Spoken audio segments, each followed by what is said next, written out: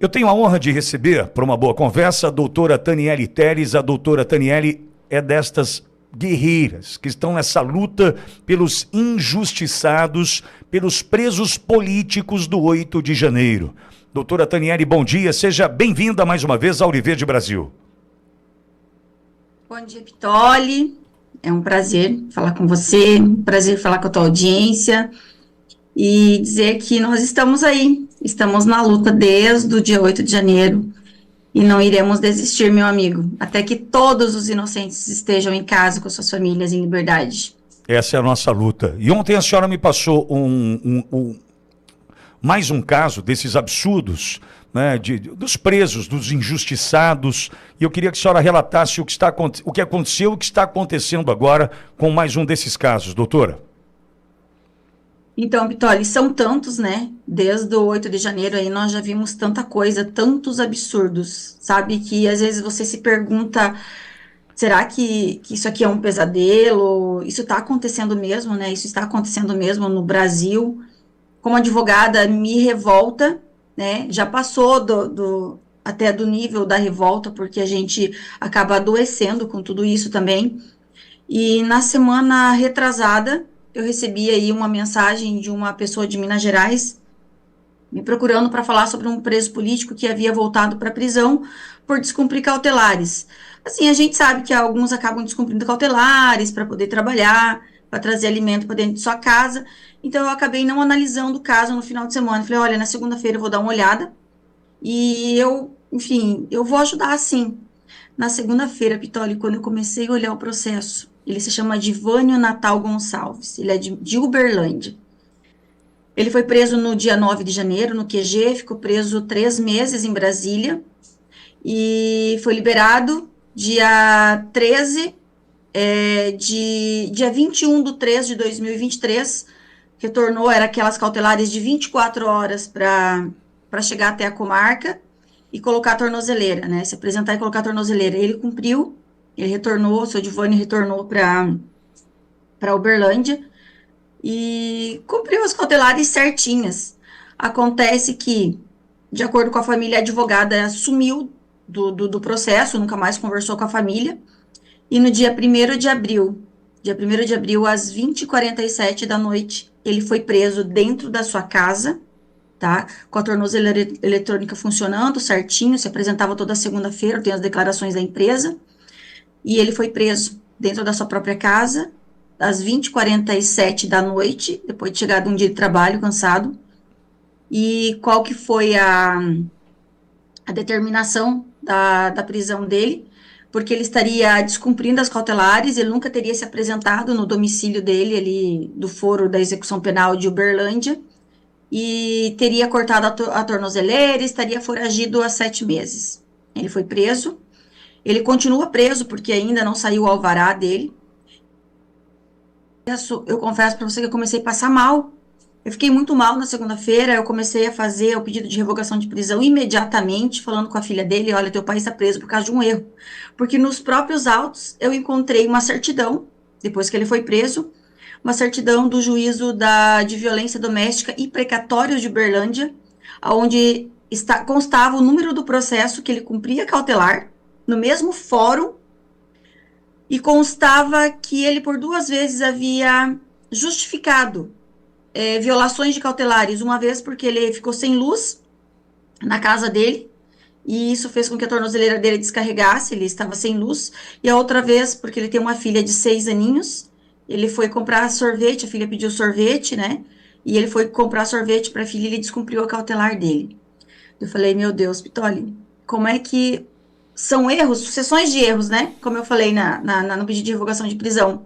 Como é que alguém é acusado de descumprir cautelar, de cortar a tornozeleira, é preso na casa à noite, no período noturno, é preso com a tornozeleira na perna, né?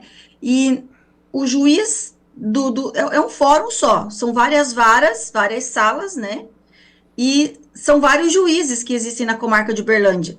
O ministro Alexandre de Moraes determinou que um juiz, né, o juiz da vara de execução penal, informasse sobre o cumprimento das cautelares dele, e esse juiz falou, não, aqui ele nunca apareceu, ele não cumpriu o cautelar, aqui ele não cumpre cautelar, esse cara nunca apareceu aqui. Porém, ele estava cumprindo a cautelar no gabinete ao lado ali, no próprio fórum, mas no juízo de precatórios e violência doméstica. E esse cara está preso até hoje, Pitoli. Ele está preso até hoje. Eu fiz o pedido de revogação de prisão. Ele tem problema de audição, ele tem uma deficiência auditiva, tem um probleminha na perna também, ele manca. E ontem saiu o parecer da PGR reconhecendo o erro, reconhecendo que ele está preso por um erro, e a gente está no aguardo aí da expedição do alvará de soltura dele para hoje ainda. Mas, doutora, então, já que é do 4921, é importante a gente lembrar o seguinte: 4921 é o de quem foi preso no dia 9 de janeiro e o 4922 de quem foi preso no 8 de janeiro. Se ele está no 4921, não foi oferecido a ele o acordo de não persecução penal, doutora? Porque eu lhe pergunto isso. Ainda com tornozeleira, ainda mais agora preso de volta à cadeia, desde o dia 1º de abril, a gente está falando de 6 meses de uma prisão que não deveria acontecer. Eu já entendi. Mas se ele está no 4921, não foi oferecido a ele a NPP, ele não aceitou, porque eu quero entender o tempo que esse cidadão, né, está usando a tornozeleira, né, agora preso injustamente. É um absurdo atrás do outro, hein, doutora? Vitória, eu vou te falar uma coisa. Eu consegui conversar por 12 minutos com ele na terça-feira. Como ele está preso no presídio de Minas Gerais é muito difícil o acesso por videochamada com os presídios. Eu falo isso porque nós temos mais 2 casos lá. E eu consegui com a OAB de Minas Gerais essa videochamada de 12 minutos com ele, e eu não consegui conversar sobre a NPP. Dele, existe sim a oferta do ANPP, mas o que ele me falou? Ele falou, doutora, e a filha dele também falou. Doutora, o microfone mutou sem nenhum motivo. Parei de ouvi-la. Doutora? Doutora? Estamos conversando com a doutora Taniele Telles. Mais um absurdo caso envolvendo um preso do 9 de janeiro. Doutora, me ouve? Olha, eu te ouço. Você consegue me ouvir? Agora estou te ouvindo. Agora estou ouvindo a senhora. A senhora falava da filha dele e da filha sobre o ANPP. Isso. Então, assim, a filha não sabe me responder, porque a filha falou que quando ele foi preso no dia 9...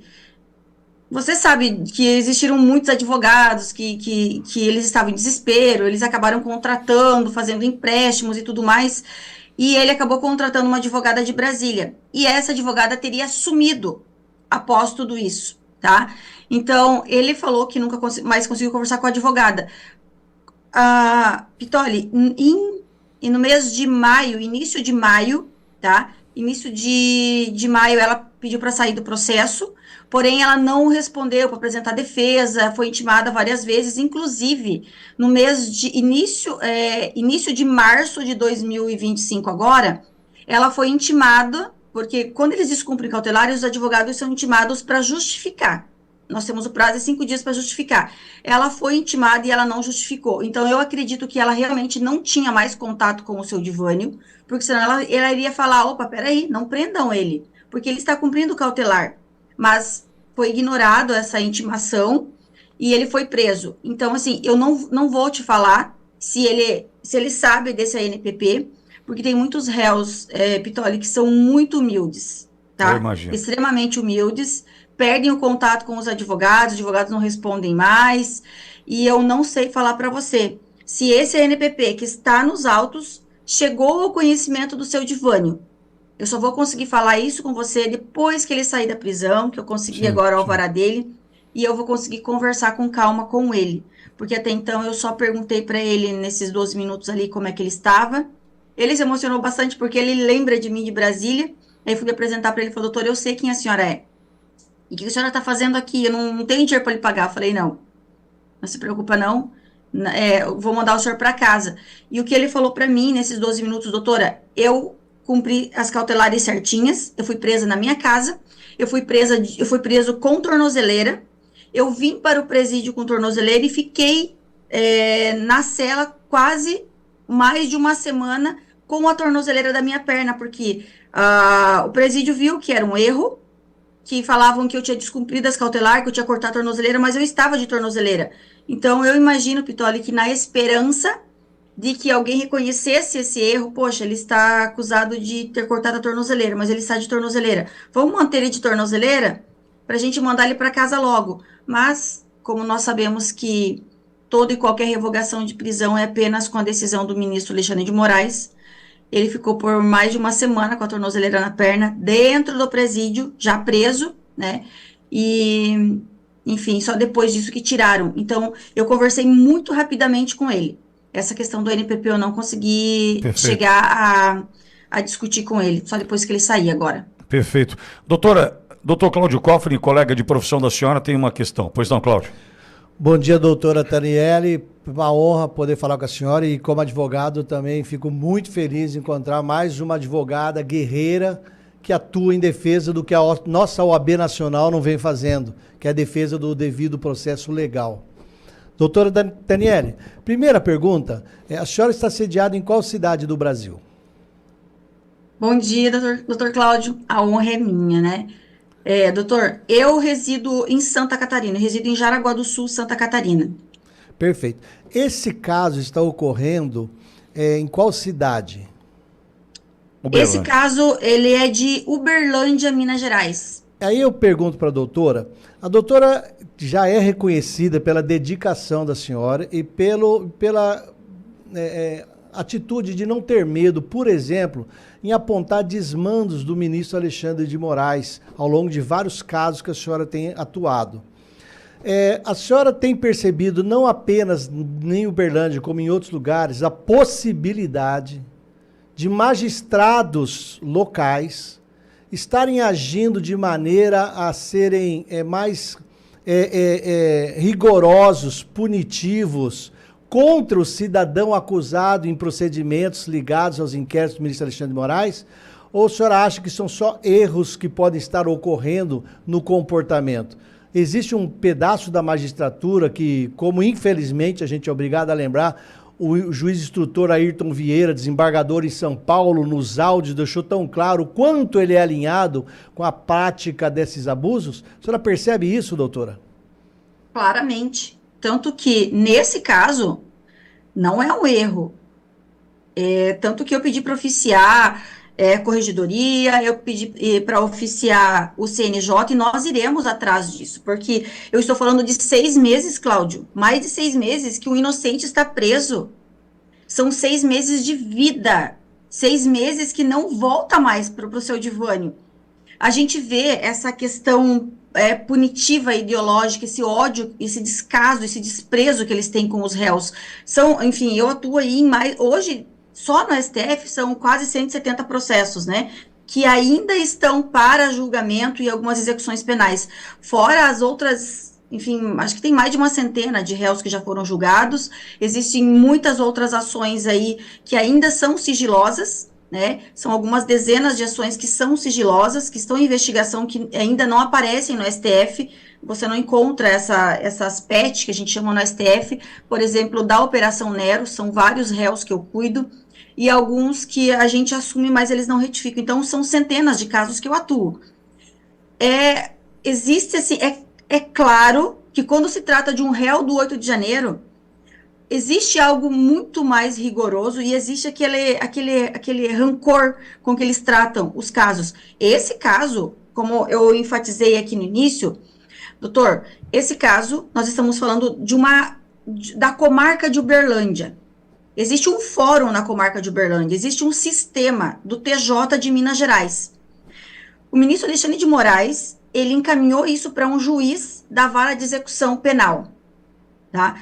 Se esse juiz tivesse o cuidado de fazer uma ligação ou requerer ali que, enfim, o assessor dele mandasse um e-mail para a central de monitoramento para saber se essa pessoa estava sendo monitorada, se ele digitasse o nome do divânio no sistema dele do TJ, tá? Digitar o nome do divânio ou o CPF, ele iria ver que não na vara dele, mas na vara ao lado estaria ocorrendo um processo de cumprimento de cautelares, né, na vara de precatórios ao lado.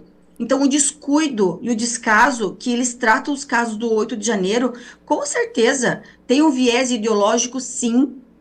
Existe um certo desprezo, até nas próprias decisões que juízes podem tomar, né? Às vezes a gente precisa peticionar alguma coisa ali, é muito difícil, eles não querem entregar comprovante, os réus têm que ficar se humilhando, gravando toda semana. Eu estou aqui no fórum hoje, na segunda-feira, e mandar isso pra gente, porque alguns eles se sentem até intimidados, tá? E imagine agora, nas questões aí até dos próprios ANPP, a gente teve muitas situações aí com relação o réu ter que ficar insistindo que queria iniciar para fazer o curso, fazer as horas. Existe sim todo um descaso, tá, doutora? A gente vê isso claramente.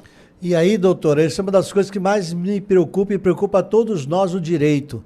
A gente vê a omissão da OAB Federal, do Conselho Federal da OAB, sabe que existem muitos advogados lá em cima na OAB que estão preocupados em garantir alguns acordos, alguns processos, algumas situações favoráveis por causas que eles têm interesse e que há um acordo sobre isso.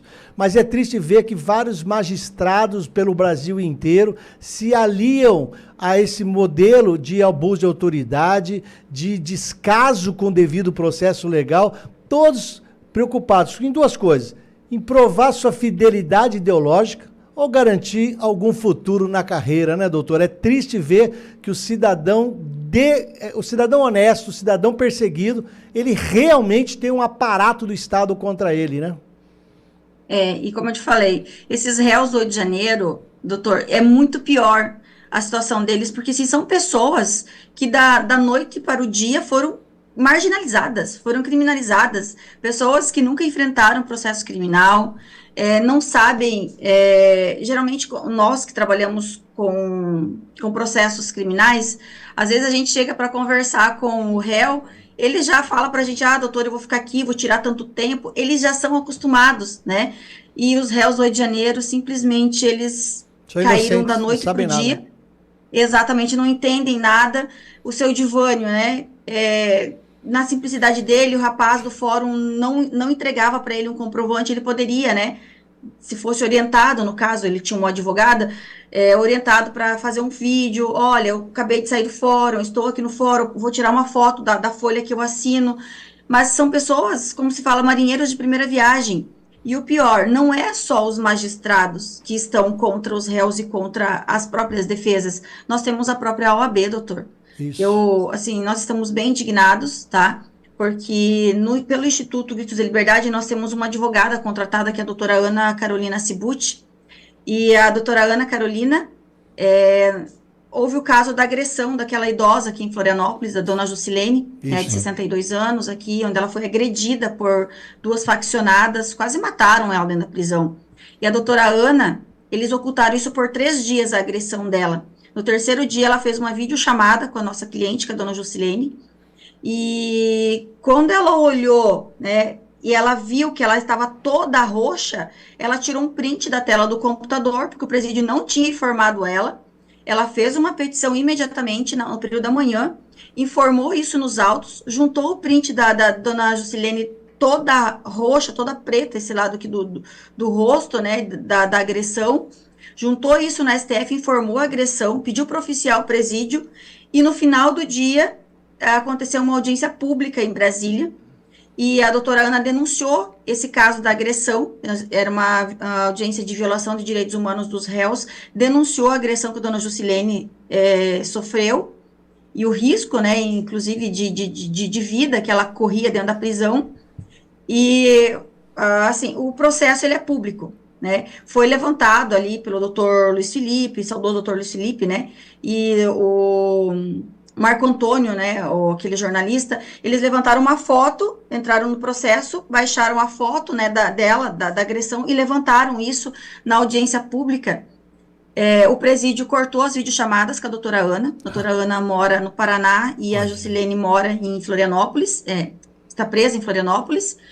Cortou as videochamadas com a doutora Ana. Ela acionou as prerrogativas da OAB para informar a violação das prerrogativas dela como advogada, que não deixaram mais ela fazer videochamada com a dona Jusilene, então cortaram o contato dela.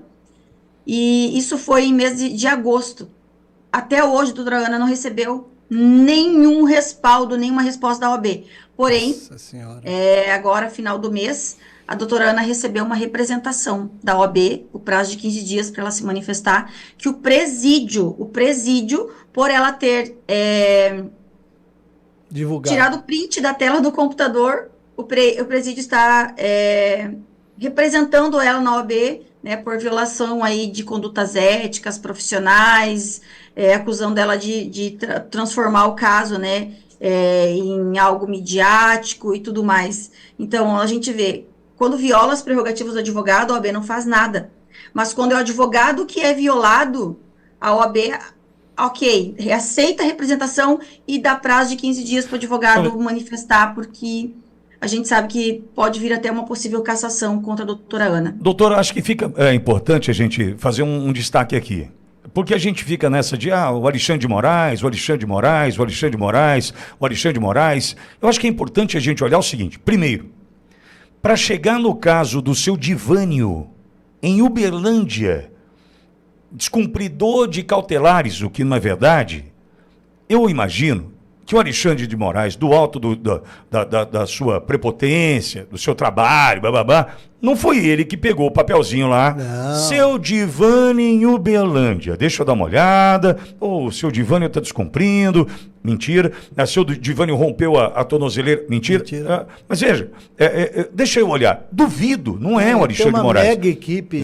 Mas é isso que eu estou dizendo. Então, é importante a gente entender o seguinte. Alexandre de Moraes, o sancionado, o violador de direitos humanos, ele tem por trás uma equipe violadora de direitos humanos. Muito grande. Que é gigantesca, uma corrente que chega, inclusive, a comarcas, a presídios, a secretarias de segurança pública. Servidores de fórum. Gente que é fã. Veja. Fã da ditadura. O demônio tem fã. O demônio tem seguidor, o demônio tem quem, né, o idolatra, tem o satanista, tem não sei o quê. Eu estou tentando dizer isso pelo seguinte motivo. Para a gente entender o seguinte, o buraco no Brasil está muito mais embaixo e a gente está passando a descobrir coisas, entendo que esses inocentes estão pagando esse preço para que a gente venha a conhecer de fato o sistema no Brasil. O sistema no Brasil tem Alexandre de Moraes, o perseguidor, o violador de direitos humanos, tem, mas não tem só ele. Tem uma equipe que o aplaude, lá na Secretaria de Administração Penitenciária de Santa Catarina, provavelmente tem alguém que aplauda, que nem sabe, o Moraes não faz ideia que o cara existe, mas o cara tá, esse ministro, eu sou fã desse cara. E vão aplaudindo e os absurdos vão acontecendo. Então é bom que o Brasil entenda o seguinte: justiça, esquece. Hoje tem o que eu quero fazer, eu faço. Se eu quiser perseguir, eu persigo. Vou perseguir. É isso que está acontecendo no Brasil. Esse cidadão, seu Divânio, a dona Juscelene, a advogada, a doutora... Enfim, o que nós estamos assistindo é ótimo para a gente entender o seguinte: não é só Alexandre de Moraes, Brasil. Não vai achar que é só o cara. É ele e uma legião que o apoia, que o aplaude. E, doutora... certa vez conversei com um ex-PGJ do estado de São Paulo, um promotor muito sério, e perguntei para ele, quando isso vai acabar? Isso foi em 22, por conta do inquérito das fake news. Certo. Não tinha 8 de janeiro ainda. Ele me disse assim, enquanto alguém aplaudir, terá espetáculo. Estamos nós aqui. E se esse cara da Secretaria de Administração Penitenciária de Santa Catarina aplaude, a gente vai continuar assistindo esses absurdos. E enquanto existirem advogados como a doutora Taniele, enquanto existirem advogados como a doutora Ana, o doutor Lima, dezenas e dezenas, centenas de advogados que honram o que a gente jurou, possuem ética, possuem autonomia, não tem rabo preso, não.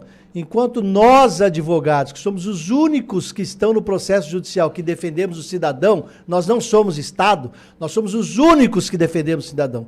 Enquanto existirmos como advogados íntegros e donos, como a doutora Taniele está demonstrando, e vários outros que passam por aqui, tem uma chance nesse país. Enquanto existirem alguns jornalistas, como Alexandre Pitoli, que têm independência, têm ética, têm vergonha na cara para defender o Brasil, nós temos chance. Enquanto existirem vocês, dezenas de milhares, milhões de brasileiros que se manifestam contra essa ditadura, nós vamos vencer esse bando de pessoas que entregou a alma pro demônio e que bate palmas pro show. Doutor, obrigado por passar por aqui. Vai contando pra gente sobre o seu Divânio. A gente quer um próximo capítulo e que seja feliz, que seja a liberdade dele, doutora. Em nome de Jesus, Pitoli, se Deus quiser, hoje eu encaminho para você o alvará de soltura dele. Eu quero agradecer a você, né, doutor Cláudio também, você sempre dando voz, Pitoli, para essas pessoas, e realmente nós somos a última barreira, né? Eles precisam passar por cima de nós e eles não vão conseguir. E mais uma coisa, não é só Alexandre de Moraes. O Brasil precisa entender que existe um PGR, tá? Que é conivente com tudo isso. Por que o Gonê ainda não foi sancionado? Ele deveria ser sancionado porque todos os erros passam por ele. Ele assina embaixo, tá? E ele concorda com tudo, porque se ele se posicionasse e falasse, não, peraí, não é bem assim, você está falando da liberdade de uma pessoa. Primeiro, vamos acionar primeiro a Secretaria de Segurança Pública de Minas Gerais, para a gente ver se essa pessoa realmente não está no monitoramento. Então, a gente precisa entender que existe um aparato maligno, sim, que hoje tenta comandar o nosso país, mas nós somos a última barreira. E o Gonê é tão culpado e tão violador quanto Alexandre de Moraes. Pitoli, Deus abençoe, tá? Amém. Deus abençoe você, que Deus continue te usando, continue guardando sua vida, amém, tá? Que você continue sendo esse baluarte aí, dando voz para nós e voz para os inocentes. E doutor Cláudio, Deus abençoe o senhor também. Um ótimo dia para vocês. E a doutora também. Amém. A senhora também. Obrigado, doutora. Um abraço para a senhora. Se você chegou até aqui, é um bom sinal. Para assistir os vídeos completos, acesse nosso site ou baixe nosso aplicativo totalmente grátis.